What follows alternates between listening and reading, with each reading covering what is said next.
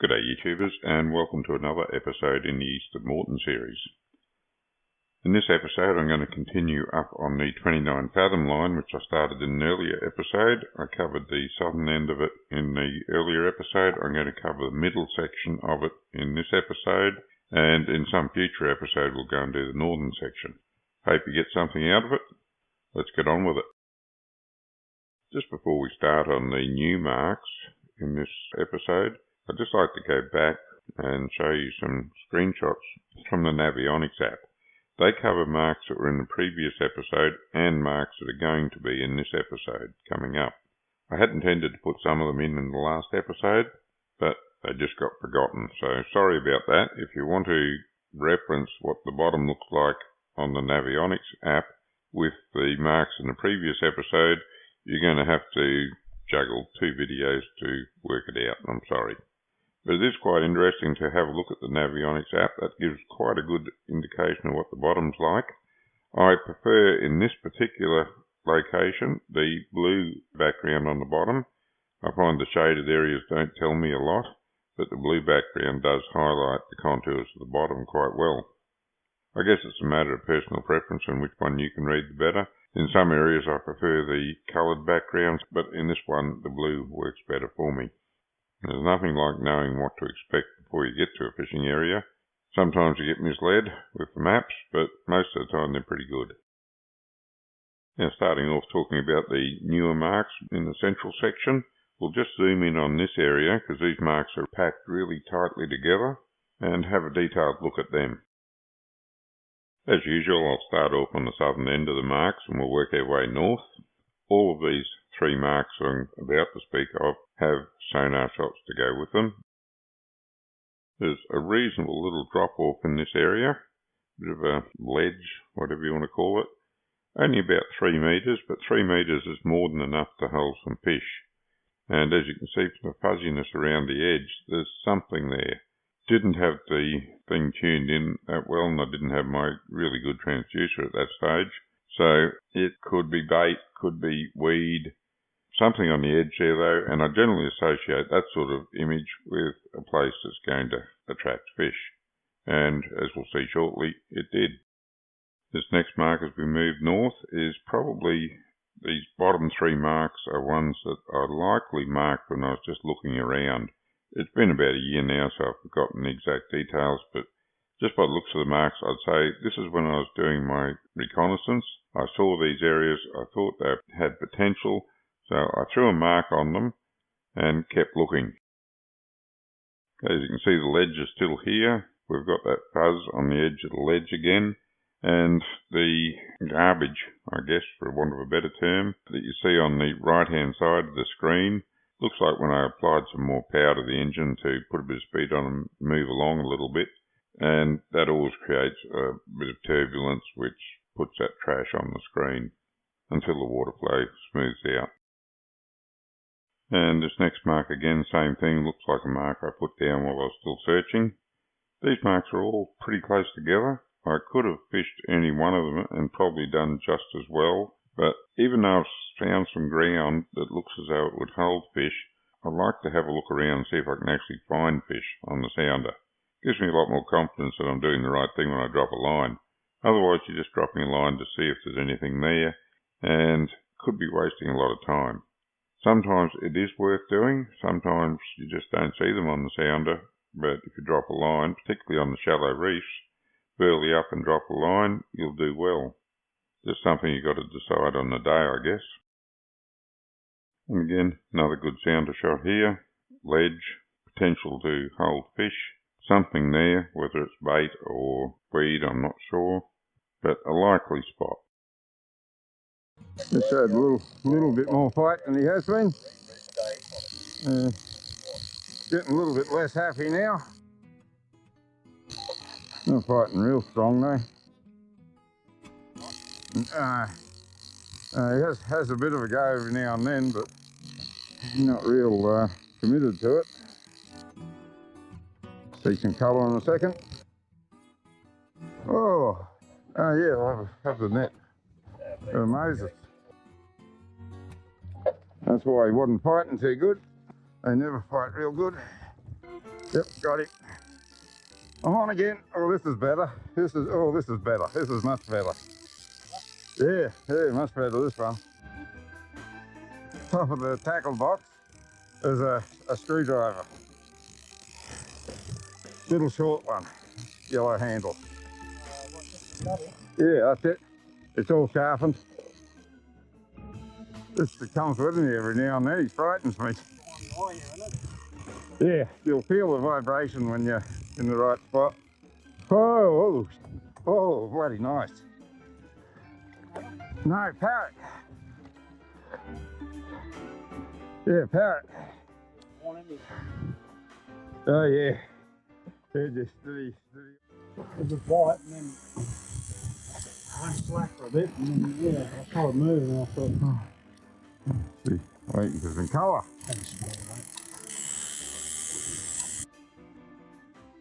Very small as a matter of fact. It's coming up with it. Yeah, that Moses didn't fight much. He just gave a bit of a run every now and then. No, he's still there. Hey, that's not bad. Shit, yeah, can't complain about that. No. Oh, yep. He is now. This would be my fish then, wouldn't it?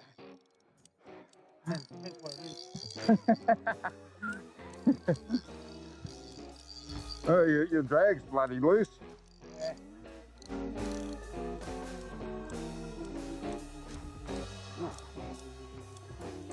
This one's not bad. This one's not bad at all. This is well, he's mine. Oh, it's a new one. Ah, bit bendy on the tip, isn't it? Oh, hey, up together.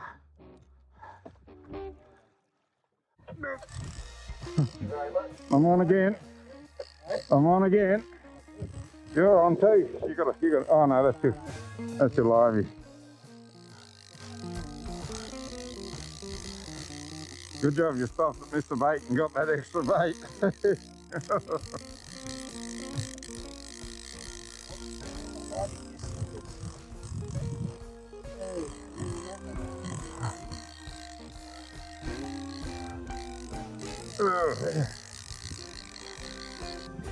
Oh, what's in it?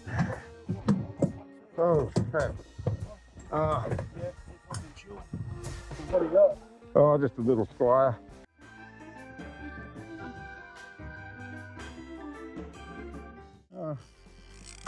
Oh yeah, I got him all right. Yeah, he's fighting a bit harder now. Doesn't like coming up. I think it took him a while to work out he was hooked.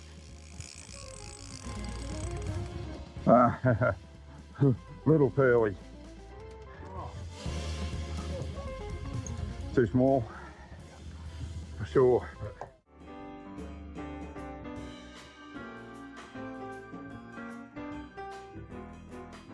Whoa, that's a nice one. Want the net?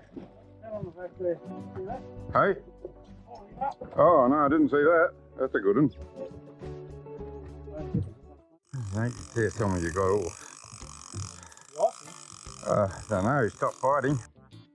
So he's still there, I think. Oh, two. Double. Yeah. Very good one. Oh, shit. I don't know, I think so. Yeah, I've lost him. No, I haven't. Oh, well, he just pulled a minute ago, yeah. Gotta be. He's coming with me though, shit. Yeah, he's there. Ooh, don't you go back under there. Ooh, hey. Ooh. Ooh.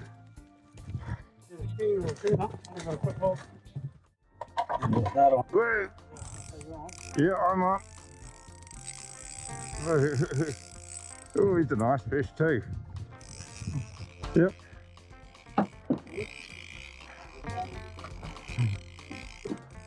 Hey, coming in before the sharks turn up.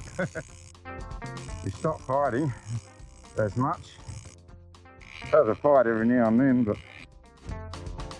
Alright, snap. Yep. Oh. Well hooked, eh? He's good. Who you got on the filly? Billy? Yep. He's a keeper. Hey? Billy. Where are you going to fight him to?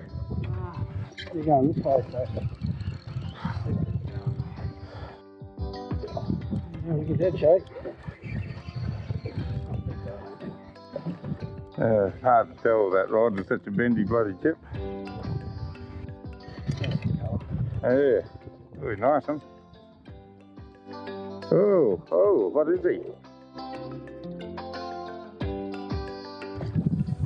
What is that? I gotta find out. Samson, maybe? Maybe amberjack or something. It could be that. This is where my reconnaissance starts to pay off.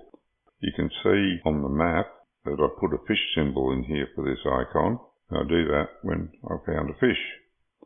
I usually extract the icons from the Ray Marine unit, which has a richer variety of icons to put on marks. So when I see fish on either unit, I hit it on the Ray Marine unit and mark that with a fish symbol. That gets imported into fish tracks. There's a fish symbol. It just makes it easier to go back to that particular spot after I finish my reconnaissance if I decide that was the best one that I came across. There's no doubt that that was the actual mark that I saw the fish, rather than one of the generic marks like a cross where I just saw some structure or something. And this is the screenshot from the hummingbird on that mark. You can clearly see that there's some fish there, and it was because of those fish on the hummingbird that I marked the spot. Because I was spot locking on this particular day, I marked the hummingbird first, so that I made sure I got it on the exact spot, and then I went across and marked on the Ray Marine. This is close to the same spot on the Ray Marine. It's adjusted differently, so it looks a bit different. And it might not be quite the same spot, because as I said, I marked the hummingbird first, and I jumped across and marked it on the Ray Marine, so probably a little bit of difference between the two. But the hummingbird was the important one to get, because that tells the Minn Kota the exact spot where I want to spot lock. So that's the one I need to get right first. And also, for the very observant ones amongst you, I'll just point out that at this point in time I had the Ray Marine setting the depth, showing the depth in feet, whereas the hummingbird was set to meters. So that explains the difference between the readings. Again, on this next mark, I've used a fish symbol because I saw fish on the sounder. This time I got most of the screenshots on the Ray Marine. I did put a mark in on the hummingbird as well so I could go back to it, but by the looks of it I didn't take a screenshot on that one. Doesn't matter. Point is, I was getting to an area where I could see more and more fish. So I didn't stop scanning at that point. I was still on my reconnaissance, but that was a second likely spot. There's fish hanging around on all of these spots. I didn't have my 1 kilowatt transducer at this stage, so the image is what it is. I can tell they're fish, regardless of the transducer or the sounder brand that I'm using. I can never tell what size they are. I can tell if it's a bait school, I can tell if it's fish. Between bait and fish, could be any size. The only way for me to be sure is to drop the line down and see what I can pull up.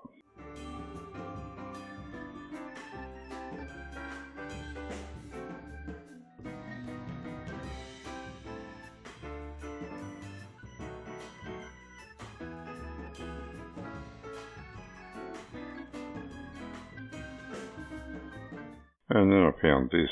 It was a nice piece of structure. It had some bait hanging around it. It wasn't far from where I'd seen the fish. So I did do a little bit more reconnaissance, but I circled back to this spot and decided to try it first to see what we could turn up. And it turned out to be pretty good, as you've seen in the preceding video clips of the fishing on that day. This was the catch for the two of us on board. It was a bit of a mixed bag, but really welcome addition to the freezer at home. and it didn't take us all that long to get them on board. In fact, we finished that early, but we went back into the bay and had a bit of a hunt around there, see if we could find some squid, which we didn't. But we spent a bit of time doing that before we came home. Brad was a bit worn out. He had to sleep while I was looking for the squid, but he was awake and ready to help clean the boat, which was the main thing. This is another mark from the reconnaissance while I was still looking before I actually picked which spot that I wanted to fish on. And as you can see in this sounder shot, it's got some really nice structure down there. You'd think there'd be fish there, but I didn't see any fish on the sounder. For that reason, I kept going and didn't end up picking this spot. May be great on another occasion, but just not on that day. And this is the final mark that I put in on this particular reconnaissance of the area. As you can see, a bit of structure down there on the bottom. There's some really intriguing edge on that structure. It could be bait holding there, but I don't see any larger fish, so that's why I decided to go back to the mark that I had previously, where I saw some bait and what looked like some larger fish around it. So that's what we did. I just hit the spot lock on the Minn Kota and had it navigate us back to that mark, and that's where we fished. And just before we move away from this group of marks, I'll just zoom in a little bit closer and give you some perspective on the amount of area there is there. As you can see, there's about 100 metres from the northernmost mark to the southernmost mark, and going east to west is about 40 metres. So that's a total area of about 4,000 square metres and about an acre. And out of that acre I got 8 marks. That's pretty good going, really. There's a lot of acre patches around, you won't even get 1 mark. Not that there were fish on all of them, but there were fish on some of them, and good structure on the rest. These next 2 marks and the screenshots with them are ones that I scanned also on the same day. If I recall correctly, after the bite dropped off where we were, I went and had a look further north and marked these couple of spots, but there was nothing there, so we didn't stop. We just headed on into the bay to chase some squid, which, as I think I mentioned earlier, didn't work out so well for us. These next 2 marks were taken on a different day. I haven't got any screenshots from them, so they weren't remarkable in that respect, and I haven't got any notations on them, so again, not very remarkable, but there was something there that I thought was worth a mark, so that I could have another look at it. May or may not be anything there. But if you're in this area scanning around looking for things, it wouldn't hurt to go close to these marks and just have a look in their general area and see what you can find. And it's the same story with these final 3 marks from this area. There was something on the sonar that I saw that I thought was worth coming back and having another look at. At the time I took the marks, I didn't fish it, but whatever it was, at the time I took the mark, I thought it was worth coming back there just to have another look. May have been something that looked like weed on the bottom, or wireweed, or maybe just an isolated lump or depression on the bottom. Could have been anything out of the ordinary, that I just thought, oh, give that a mark, come back a couple of times and see if there's any fish there. If not, wipe the mark. And given my strategy of starting down the south end, as I come out of the bar and working my way north, stopping when I find fish, I probably don't get up this far quite a lot, because as soon as I find fish, I stop. It's got to be a bad day before I get very far north. And finally, let's just have a look and see how these marks line up with the surveyed reef area that we know about. As you can see from this image, as we go further north, right at the very north end of these marks, the reef starts to curve away into a more northerly direction, but up until then, all of these marks pretty much track the lay of the reef. So it just confirms I was on the right track when I took these marks. I didn't have the surveyed reef area as a guide back then, so I'm very pleased that I pretty much nailed the centre line of that reef as it goes sort of a little bit west of north. I'll just add the green zone in here so that you can see that all of these marks are well clear of the green zones. I've activated all the green zones in the area, and the only one you can see is to the southwest, down near the South Passage Bar. So we're a long way away from that. And just as a matter of interest, I'll turn on the habitat protection areas so that you can see we're also well clear of them.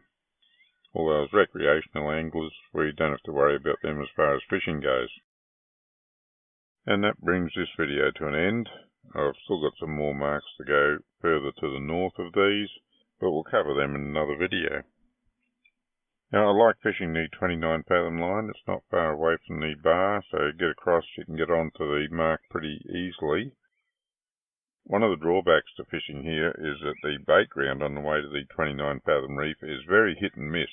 Sometimes you get a lot of bait there, sometimes you find nothing. So you need to take some bait, get some good bait somewhere like Mr. Bait, and take that with you in case you can't get any liveys.